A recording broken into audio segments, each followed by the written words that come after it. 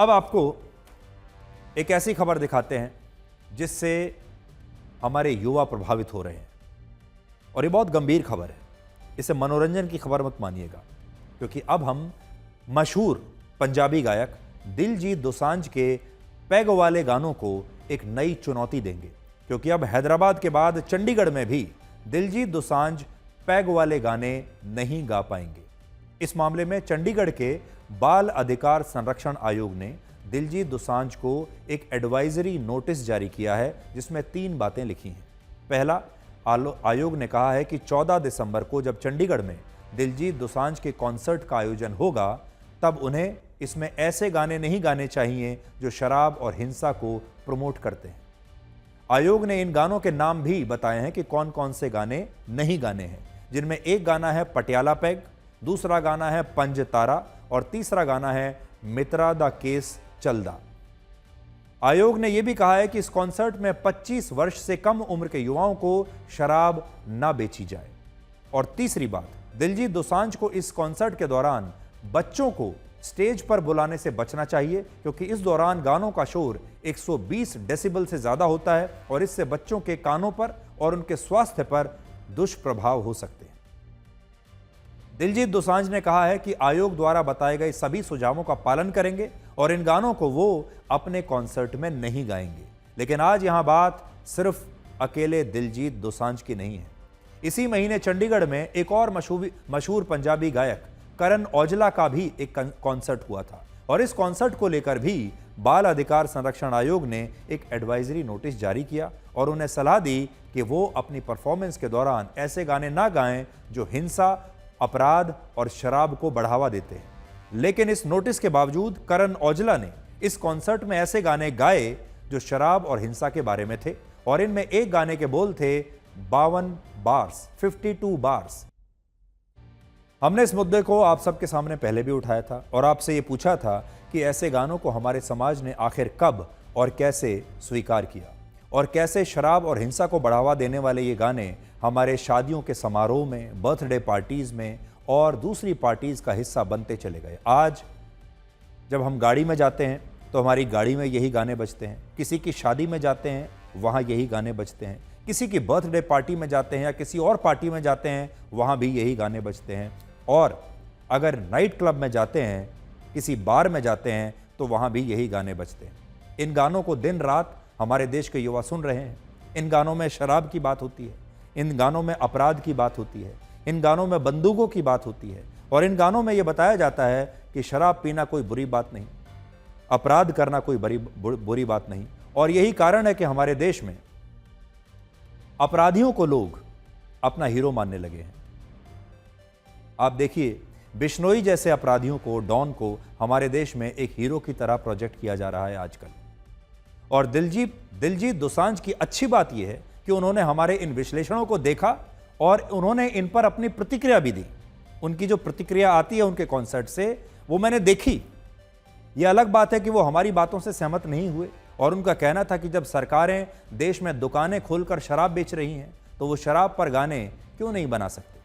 लेकिन आज हम दिलजीत दोसांझ और उनके जैसे दूसरे गायकों को उनके पैग वाले गानों के लिए एक नई चुनौती देना चाहते हैं।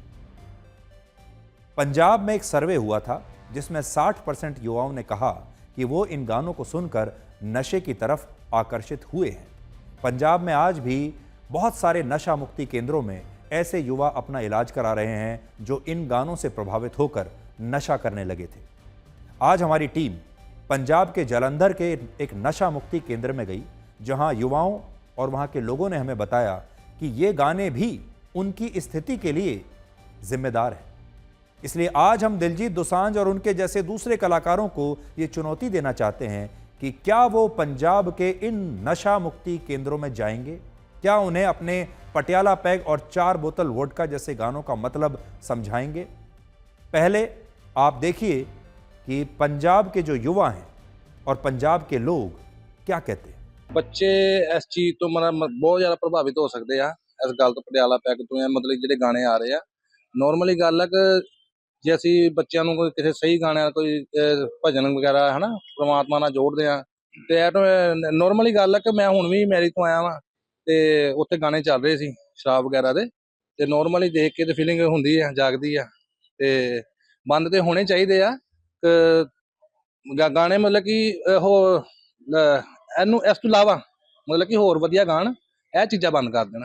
ਅੱਜ ਕੱਲ ਦੇ ਗਾਣੇ ਆ, ਚਲੋ ਕਈਆਂ ਦੇ ਪ੍ਰਭਾਵ ਤਾਂ ਪੈਂਦਾ ਹੋਊਗਾ ਇਸ ਗਾਣਿਆਂ ਦਾ ਨਾ, ਕਿ ਗਲਤ ਮਲ ਵਿੱਚ ਬੋਲਦੇ ਆ, ਨਸ਼ਿਆਂ ਦੇ ਨਾਮ ਲੈਂਦੇ ਆ। वो भी हमारा हिस्सा है, उसको भी ध्यान से रखें ताकि हमारा रिलीजियस या जो कल्चर जो हमारा इंडियन कल्चर है या पंजाब का, हरियाणा का, चाहे कोई भी कल्चर है, उस पर गाने दें ताकि हमारी आने वाली पीढ़ी है जो उस पर अच्छा असर पड़े। और मेरा मानना ये है कि सिंगर को और पर्सनालिटी को, सेलिब्रिटी को जब यंग जनरेशन सीरियसली जब फॉलो करती है तो उसे ऐसी चीज़ों से को अवॉइड करना चाहिए। आजकल के जो बच्चे हैं, यूथ है जो खासकर, वो गानों की तरफ बहुत ज़्यादा अग्रसर हुआ दिखता है। जैसे कि लड़ाई झगड़े के जौन से गाने आते हैं, उसमें जो यूथ है उसको फॉलो करता है।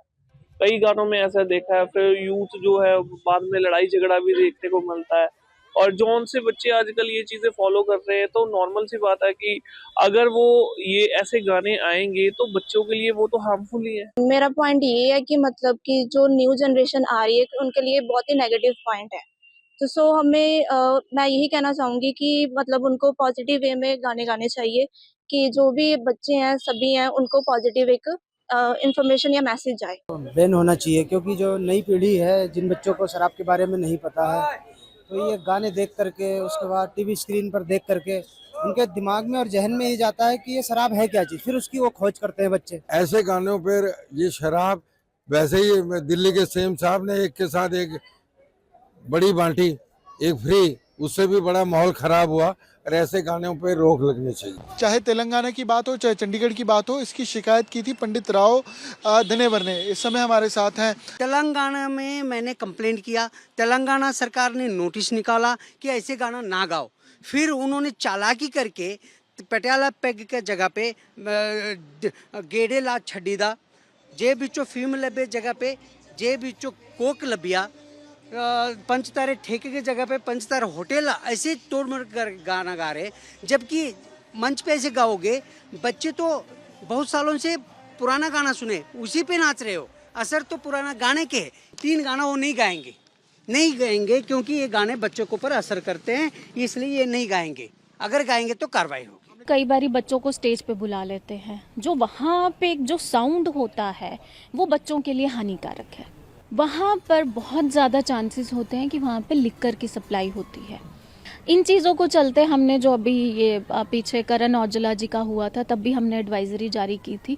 और दिलजीत जी के जो हम प्रीवियस हमने कॉन्सर्ट्स देखे, उसमें आया था 1-2 में कि उन्होंने बच्चों को स्टेज पे बुलाया था। बच्चों को आप एक उनका माध्यम नहीं बना सकते एंटरटेनमेंट का।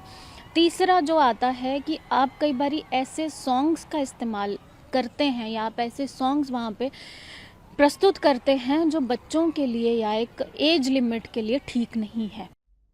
तो आज हमारी चुनौती दिलजीत दोसांझ को ये है, वो बहुत शानदार कलाकार हैं, वो बहुत लोकप्रिय हैं, उनके पास बहुत ताकत है।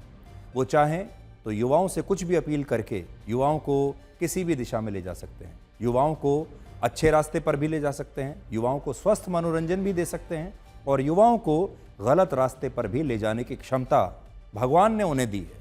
अब इस क्षमता को वो कैसे इस्तेमाल करते हैं ये उन पर है।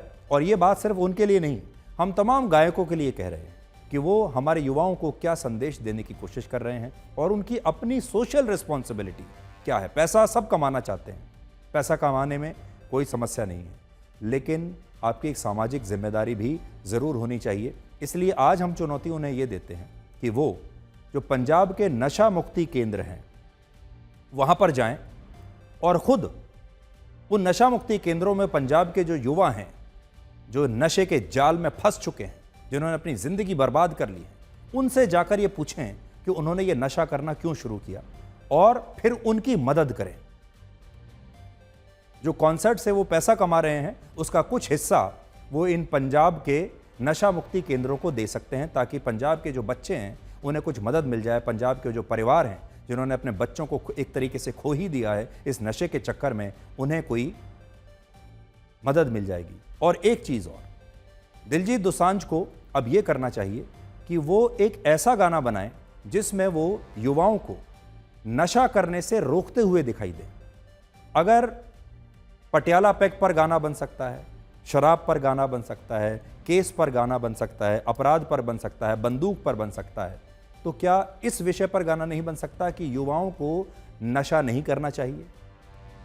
इस विषय पर भी तो बहुत क्रिएटिविटी के साथ, कलात्मकता के साथ गाना बन सकता है।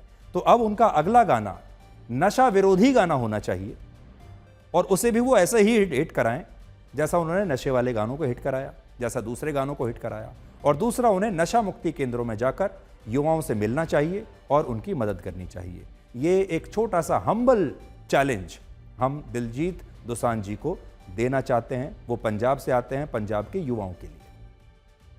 जैसे कि मैं सो रहा हूँ तो पिताजी को जगाना है मुझे, तो वो डायरेक्ट उठाने के बजाय, और हिंसा की परंपरा मेरे यहाँ नहीं थी सौभाग्य से, तो वो क्या करते थे कि उस कमरे में आ जाएंगे या बाहर से गुजरेंगे और चौपाई बोलेंगे, प्रात काल उठ के रघुनाथा मात पिता गुरु नावई माता।